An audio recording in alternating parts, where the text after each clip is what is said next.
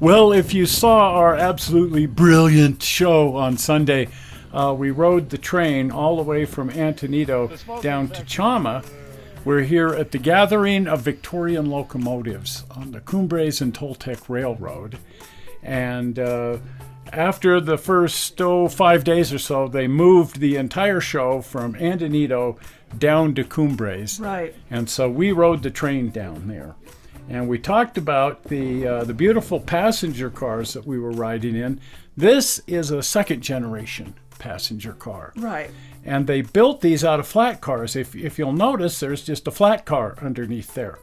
And they took these narrow gauge flat cars and they simply built a superstructure on top of those to use as a passenger car. And that was a vast improvement over what they originally had. I can only imagine. So these are really good, but when I first rode on one, I was a little bit disappointed. They were way better than the original cars. Yeah. But they were just sort of a superstructure. These are the original cars. Boxcars. Yeah. And they just cut out windows in the sides, put wood benches in there, and hopefully you didn't get a splinter in your butt. Yeah. And this is how you rode the way railroad. went. Yeah, in my. the late 60s, the 70s, and the 80s, this was the state of the art, and this is what you rode in. So the converted flat cars were actually a vast, vast improvement over these guys.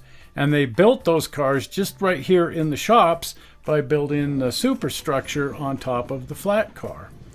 But they later decided that they could actually build cars from the ground up. Yes. And look at this. It's nice. It looks just like an original Rio Grande passenger car. Inside and out. Inside and out, very comfortable. This is really the state of the art. And this is the car that we chose to ride in on our trip down to Chama, because these are much, much, much, much better cars than either of the other two designs. And they're not even using the boxcars anymore. No, thank goodness. Thank goodness. These cars are really comfortable, and they have good seats, and they look authentic inside too. Right. And the most important thing, they have a restroom. They have a restroom. When you were riding in the boxcars, it was a little primitive. Yeah. It was maybe a lot primitive. But these cars, the third generation cars, are just absolutely spectacular. Comfortable and beautiful inside and out. But it does raise the question, what did they do with all those boxcars? Oh, yeah, it does. And there's one right there. Oh, there it goes. So we have talked about the Friends of the Cumbres and Toltec, and they volunteer their time, and each of them spends 2 weeks here every year working on projects. And this crew right here is rebuilding those old original boxcars that were converted into sort of passenger cars back into boxcars. Oh, I see. That's neat. So that they're nice, authentic boxcars again.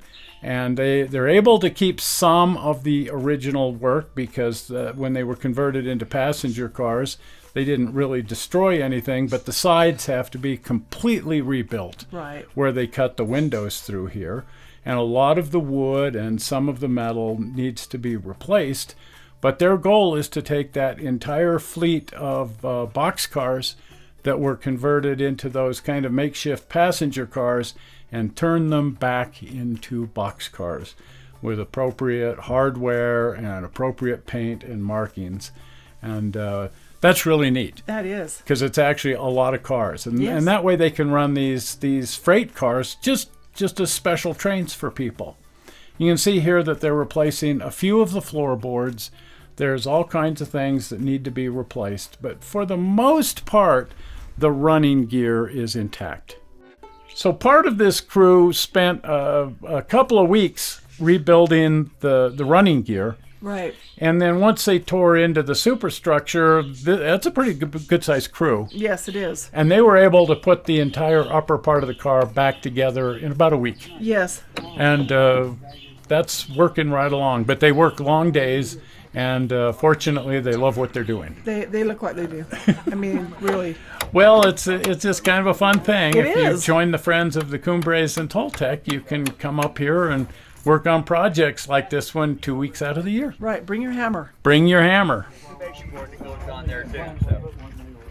Yeah, that's fine. It's just a fascia board that's going to go over the top of that, so don't worry about it. It's working.